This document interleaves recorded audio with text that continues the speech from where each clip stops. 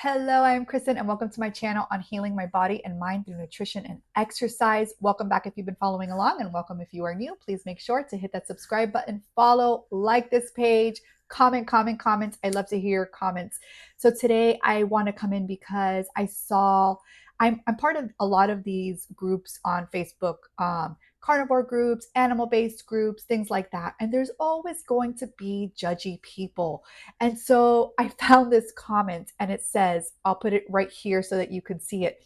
How do you guys feel about this? Just saw this in a carnivore group I'm in. Anybody have any way I can shut this way of thinking down?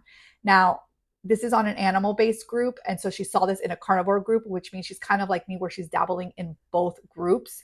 But if you are more animal-based, then I'm not sure why she's in the carnivore, which is fine. Maybe you want to learn more about carnivore, but then don't judge what the carnivores are saying. So somebody posted this and she's just showing us what they posted. And it says, fruit breaks down into fructose and glucose.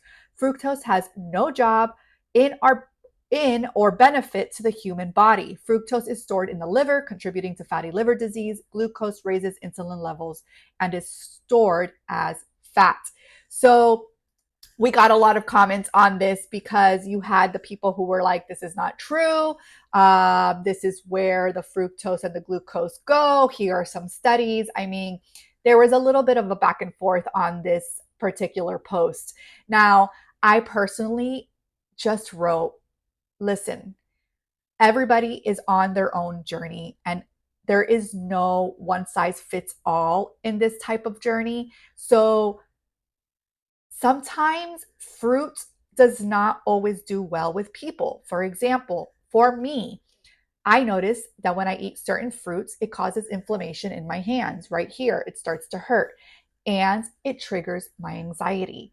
So not everybody can be on the same journey. So this is just kind of like a little comment that I made because we shouldn't judge what others are doing, whether you agree with it 100% or not. It's fine to have a conversation as to why you think, fructose and glucose do a certain thing. So I asked ChatGPT and let's see what they answered. So I said, does fruit break down into fructose and glucose? For the people who were saying no, yes, fruits contain natural sugars, primarily fructose and glucose, which are types of simple carbohydrates. When you consume fruit, your body breaks down the sugars into fructose and glucose. And I did tell them that that is in fact a fact, that does happen, which are then used for energy. The exact composition can vary depending on the type of fruit. For instance, apples have a mix of fructose, glucose, and sucrose, while bananas have a higher portion of fructose. So it also depends on the type of fruit that you're eating. I then asked, is fructose stored in the liver, contributing to fatty liver disease? Because some people were contemplating this or arguing about this. And so it says, yes, fructose can contribute to fatty liver disease. When fructose is consumed, it is primarily metabolized in the liver. Excessive intake of fructose can lead to increased fat accumulation in the liver as the liver converts surplus fructose into fat. This process can contribute to non-alcoholic fatty liver disease, especially when combined with other risk factors like high overall calorie intake and sedentary lifestyles. Moderation and a balanced diet are key to minimizing this risk. So a lot of people don't like that word balance because that's not always the case, right? Just eat your meat and your salt and your fats and cut out all the rest, right? That's what a lot of our carnivores are saying. But some do better with fruit.